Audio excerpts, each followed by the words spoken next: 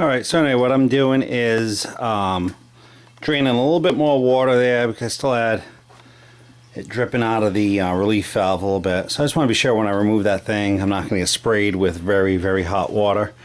While I'm doing that, I'm going to prep my new equipment for install.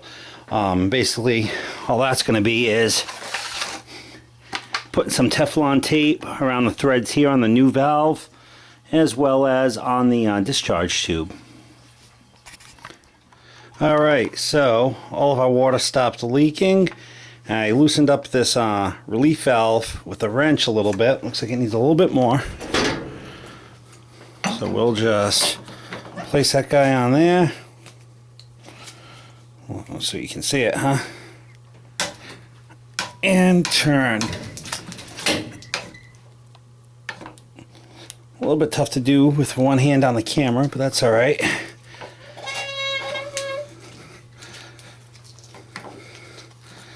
So far so good. Seems loose enough now. Let's see. Yeah, there we go. I'm very curious once I get this out to look inside and see. Oh yeah. Well, there you go. Now I think we see where the problem was. Let's grab a flashlight actually, see in there a little bit more.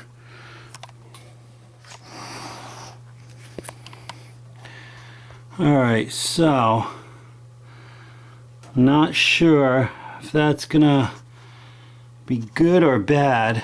I'm gonna clean all that sediment out of there, but still don't know if this is gonna solve the problem. Let's give it a shot. I'm gonna clean it out and then I'll show you what we have when I'm done. Alright, so we're back here. I pulled a lot of debris out of there, as you can see. Wasn't really sure. I don't have any type of solvent or anything that would be safe to clean that with. So all I used was a rag and wiped around with my finger. Don't really know if that's going to fix it or not, but looks a lot better than it did. Sure can't hurt. So what we're going to do now is we're going to go ahead and install the new one. And I don't know if I showed you a shot of it earlier. This is it with its Teflon tape around the threads. I'm going to go ahead and put that in there, hand tighten and tighten it down with the wrench. Just kind of same process as before, but before I do that I'm just going to do a little bit more cleaning up here around the lip, and once I'm done with that we'll go ahead and pop that in, and we'll cross our fingers here. Alright, so here we are, got everything all back on there.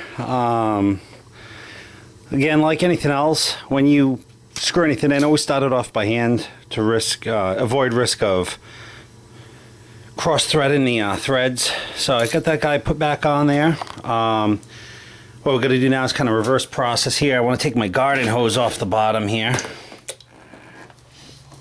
Oh, which I'll need the wrench for. Let me grab that. Alright, so we got the garden hose off. Let's go ahead and turn the water back on up top.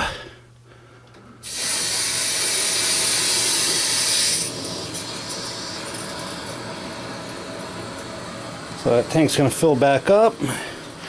We need to turn our gas on there. Turn our ignition to pilot. And hopefully